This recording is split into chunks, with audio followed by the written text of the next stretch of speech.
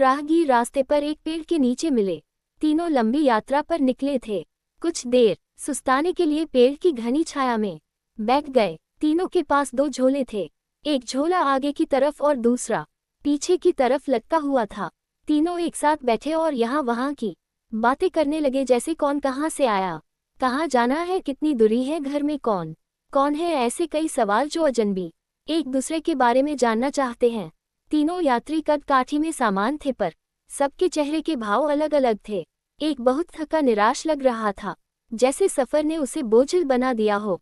दूसरा थका हुआ था पर बोझिल नहीं लग रहा था, और तीसरा अत्यंत आनंद में था। एक दूर बैठा महात्मा इन्हें देख मुस्कुरा रहा था।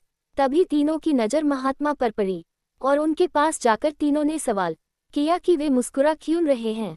इस सवाल के जवाब में महात्मा ने तीनों से सवाल किया कि तुम्हारे पास 2 झोले हैं, इनमें से एक में तुम्हें लोगों की अच्छाई को रखना है और एक में बुराई को, बताओ क्या करोगे।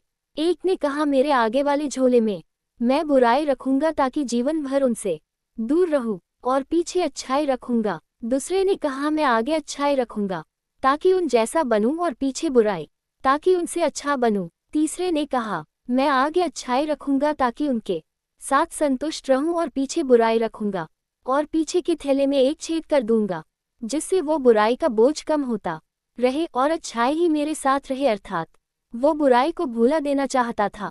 ये सुनकर महात्मा ने कहा, पहला जो सफर से थक कर निराश दिख रहा है, जिसने कहा कि वो बुराई सामने रखेगा, वो इस यात्रा के भांति जीवन से थक गया है, क्योंकि उसकी सोच नकारात्मक है, उसके लिए जीवन कठिन है।